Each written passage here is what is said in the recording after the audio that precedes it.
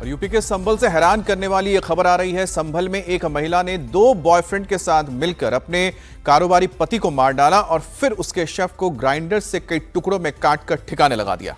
पति की हत्या के बाद मृतक राहुल की पत्नी रूबी ने पुलिस में अपने पति की गुमशुदगी की शिकायत दर्ज करवाई और फिर मामले की जांच शुरू हुई। संभल पुलिस को 27 दिन बाद एक पॉलिथीन में बंद डेड बॉडी मिली, जिसे कई टुकड़ों में काटा गया था।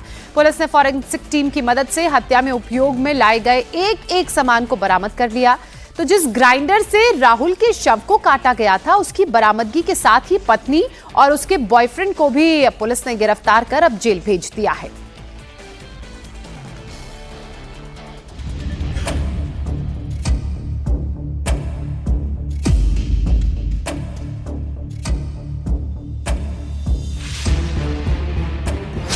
मेरठ के सौरभ हत्याकांड जैसी वारदात से दहल उठा संभल।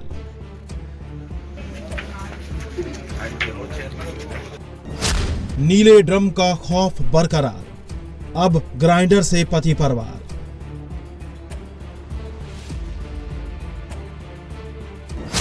संभल की हत्यारी बीवी, 2 बॉयफ्रेंड, मारा गया कारोबारी हस्बैंड। जिस डेड बॉडी के टुकड़ों को पुलिस प्लास्टिक में कवर कर नाले से बाहर निकाल रही है, वो एक ऐसे शख्स की डेड बॉडी है जिसके साथ दरिंदगी की इंतहा हुई है। और इस मामले में जिस हस्बैंड की हत्या की गई है, उसकी कातिल बीवी ने जितने बॉयफ्रेंड रखे थे, उससे कई गुना ज्यादा टुकड़ों में पति के शव को काट डाला।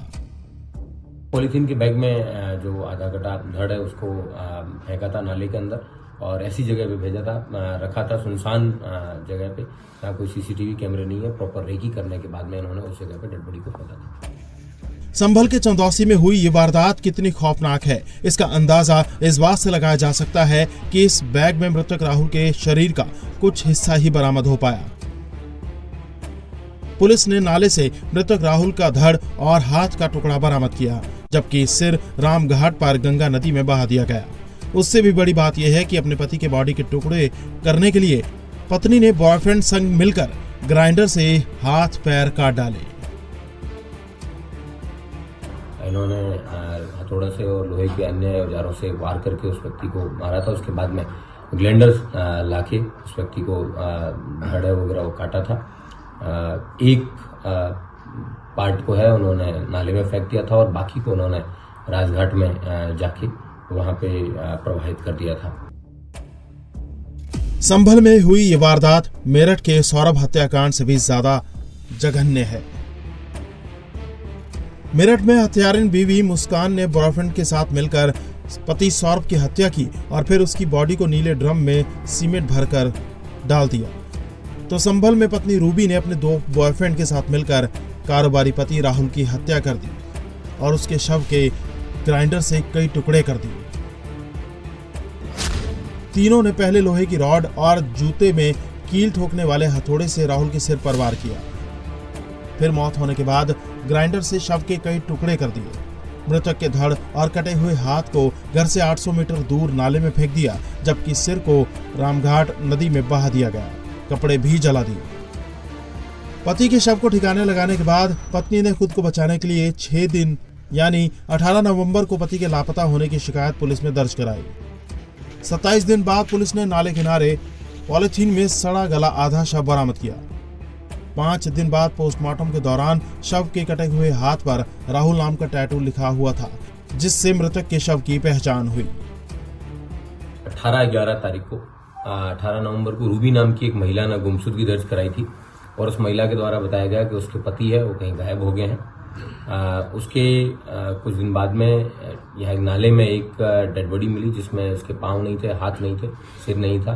इस तरह की अधकटी जो डेड बॉडी है उसको पुलिस ने शव को कब्जे में लिया, उसका पोस्टमार्टम कराया, उसका डीएनए भी प्रिजर्व कराया उसका, और फॉरेंसिकली उस बॉडी को पूरा एग्जामिन किया गया था।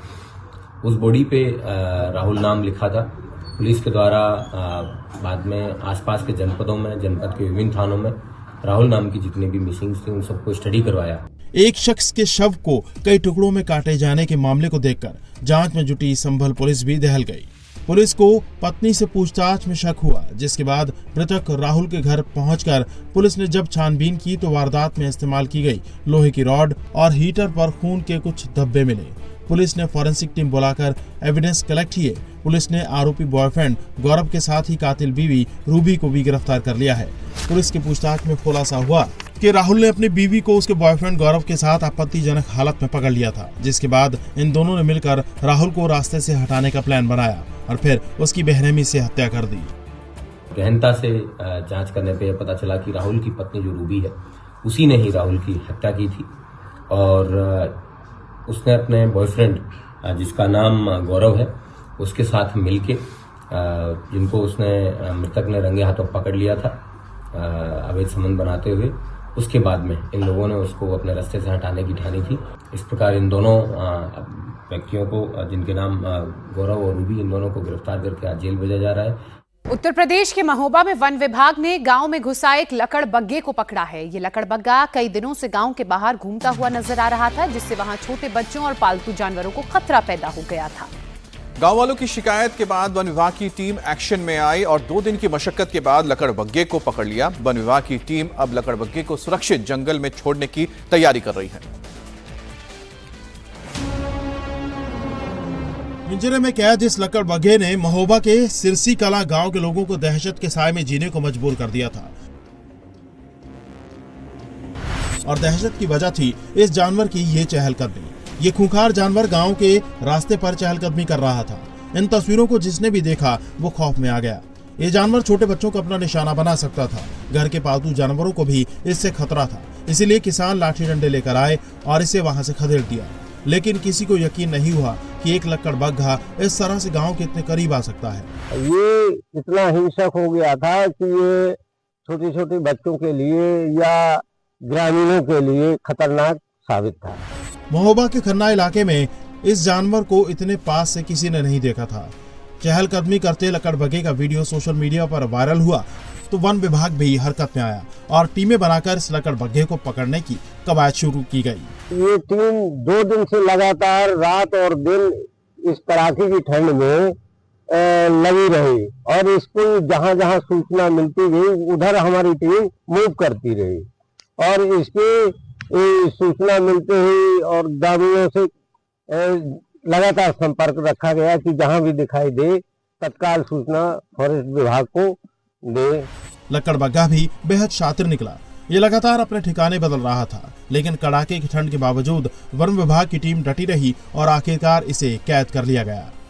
हम लोगों को ग्रामीणों के द्वारा सूचना मिली कि यहाँ आदमखोर लकड़बग्घा एक हिंसक जानवर है और ये चारों तरफ गांव में कबरई के आगे बरबई ग्राम है और उसके आगे बरबई से आगे जो है एक सिरसा कलार गांव है कि उस गांव में ये चारों तरफ गांव में घूम रहा है, जिससे जनता को दहशत और बच्चों को दहशत महसूस हो रही थी। तो हम लोगों ने एक वन विभाग की मुस्तैद टीम बनाई और टीम बनाकर चारों तरफ से इसको घेराबंदी की, क्योंकि ये जानवर हिंसक है और ये जानवरों को, कुत्तों को और छोटे छोटे बच्चों को भी इससे खतरा था।